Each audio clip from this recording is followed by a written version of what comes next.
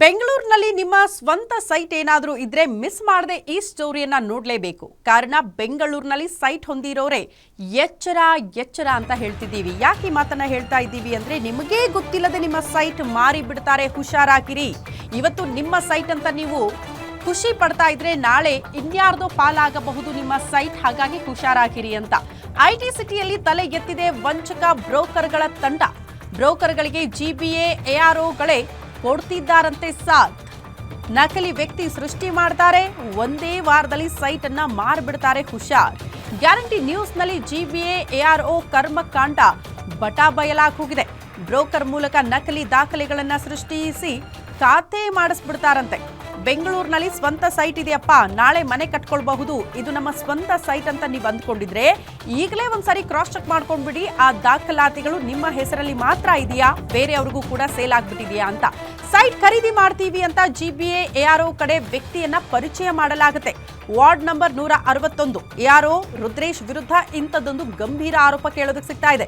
ನಕಲಿ ದಾಖಲೆ ಸೃಷ್ಟಿ ಮಾಡೋದು, ಬೇರೆಯವರಿಗೆ ಸೈಟ್ ಮಾಡೋದೇ ಈತನ ಕೈಯಾಲಿಯಂತೆ. ರಾಮಮೂರ್ತಿ ಎಂಬುವರ ಸೈಟ್ ಬೇರೆಯವರಿಗೆ ಮಾರಾಟ ಮಾಡಿರುವಂತಹ ವಿಚಾರ ಬೆಳಕಿಗೆ ಬಂದಿದೆ. ಇದೇ ರೀತಿ ನೂರಾರು ಸೈಟ್ಗಳನ್ನ ಕೂಡ ತನಗೆ ಬೇಕಾದವರಿಗೆ ಮಾರಿರುವಂತಹ ಆರೋಪ. ಮಾಲೀಕರಿಂದ ದಾಖಲೆ ಪಡೆದು 3 ತಿಂಗಳಿಗೆ ನಕಲಿ ದಾಖಲೆ ಸೃಷ್ಟಿ ಮಾಡಿ ಅದನ್ನ ಇನ್ಯಾರಿಗೋ ಮಾರಾಟ ಮಾಡೋದು, ಆ ಹಣವನ್ನ ತನ್ನ ಜೇಬಿಗಿಳಿಸ್ಕೊಳ್ಳೋದು, ಈತನ ಕೆಲಸನೇ ಇದು ಅಂತ. ಈಗ ಒಂದು ಸೈಟ್ ಈ ರೀತಿ ಗೋಲ್ಮಾಲ್ ಮಾಡಿದ್ದಾರೆ, ಯಾರ್ದೋ ಸೈಟ್ ಇನ್ಯಾರಿಗೋ ಮಾರಾಟ ಮಾಡಿದ್ದಾರೆ ಅಂತ ದಾಖಲೆಗಳನ್ನ ಪರಿಶೀಲನೆ ಮಾಡಿದಾಗ ಗೊತ್ತಾಗಿದೆ. ಬಟ್ ಒಂದೇ ಸೈಟಾ ಅಂತ ಪ್ರಶ್ನೆ ಮಾಡಿದ್ರೆ ಇಲ್ಲ, ಇದೇ ರೀತಿ ನೂರಾರು ಸೈಟ್ಗಳನ್ನ ಈತ ನಕಲಿ ದಾಖಲಾತಿಗಳನ್ನ ಸೃಷ್ಟಿ ಮಾಡೋ ಮೂಲಕ ಇನ್ಯಾರ್ದೋ ಮಾರಾಟ ಮಾಡಿದ್ದಾನೆ ಅನ್ನುವಂತಹ ವಿಚಾರಗಳು ಬೆಳಕಿಗೆ ಬರ್ತಾ ಇದೆ. ಹಾಗಾಗಿ ಸೈಟ್ಗಳಿದ್ರೆ ದಯವಿಟ್ಟು ಒಂದ್ಸಾರಿ ಕ್ರಾಸ್ ಚೆಕ್ ಮಾಡ್ಕೊಳ್ಬಿಡಿ, ಅದು ನಿಮ್ಮ ಹೆಸರಲ್ಲಿ ಮಾತ್ರ ಇದೆಯಾ, ಇನ್ಯಾರ್ದಾದ್ರೂ ಹೆಸರು ಅಲ್ಲಿ ದಾಖಲಾಗಿದೆಯಾ ಅಂತ. ನಕಲಿ ದಾಖಲೆಗಳು ಸೃಷ್ಟಿ ಮಾಡಿ ಆ ಸೈಟ್ನ ಯಾವ ರೀತಿ ಯಾರು ನನ್ನ ಮನೆ ಮುಂದೆ ಇದೆ ಕಬಳಿಸ್ಬೇಕು ಅಂತ ರುದ್ರೇಶು ಎಆರ್ಒ ಹಂಗೂ ಇವನು ಕೃಷ್ಣ ಇಬ್ಬರು ಸೇರ್ಕೊಂಡು ಸಂಬಂಧಿನೇ ಆಗಬೇಕು. ಕೃಷ್ಣ ಅವನು ಇದೇ ರೀತಿ ಅವ್ನು ಬ್ರೋಕರ್ ಕೆಲಸನೇ ಅವನು ಪೂರ್ತಿ 161 ವಾರ್ಡ್ ಹೊಸಕೇಳಿ 161 ವಾರ್ಡ್ ಅಂತ ಬರುತ್ತೆ. ಅವನು ಸುಮಾರು ಇದೇ ಥರ ಸೈಟ್ಗಳು ತುಂಬ ಮಾಡ್ತಾಯಿದೆ ಅಂತ ತುಂಬ ಕಂಪ್ಲೇಂಟು ಇದೆ. ಈಗಾಗಲೇ ಒಂದು ಕಂಪ್ಲೇಂಟು ರಿಟೈರ್ಡ್ ಆಗಿರೋದು ಮಿಲಿಟ್ರಿ ಕಮಾಂಡ್ರು, ತಂದೆ ಮಗ ಇಬ್ಬರು. ಆ ಕಮಾಂಡರ್ಸ್ ಖಾಲಿರೋ ಸೈಟ್ನ ಕೋರ್ಟ್ ಆರ್ಡ್ರ್ ಬೋರ್ಡ್ ಇದೆ, ಬೋರ್ಡ್ನ ಕಿತ್ತೆಸ್ತು ಆ ಒಂದು ಕಾಂಪೌಂಡ್ ಇರೋದೆಲ್ಲ ಕಿತ್ತಾಕಿ ಬೇರೆಯವ್ರಿಗೆ ಮಾರಾಟ ಮಾಡಿ ಸೇಲ್ ಡೀಡ್ ಮಾಡಿದ್ದಾನೆ. ಆ ಸೇಲ್ ಡೀಡ್ ಮಾಡಿದ ಬಗ್ಗೆ ಅವ್ರು ಮಿಲಿಟ್ರಿ ಕಮಾಂಡ್ರ್ ಬಂದು ಪೊಲೀಸ್ ಕಂಪ್ಲೇಂಟ್ ಕೊಟ್ಟು FIR ಕೂಡ ಆಗಿದೆ. ಈ ಚಾರ್ಜ್ ಶೀಟ್ ಆಗೋ ತಯಾರಿದೆ. ಅದು ಇವನು ತಗೊಂಡವನು ರಮೇಶ್ ಅಂತ, ಆಮೇಲೆ ನಾರಾಯಣ ಹೊಸಕೇಳಿ ನಾರಾಯಣ, ಅವ್ರ ತಾಯಿ ಬೈಯಮ್ಮ, ಇವ್ರ ಮೇಲೆ ಇದು ಚಾರ್ಜ್ ಶೀಟ್ ಕೂಡ ಆಗ್ತಾಯಿದೆ.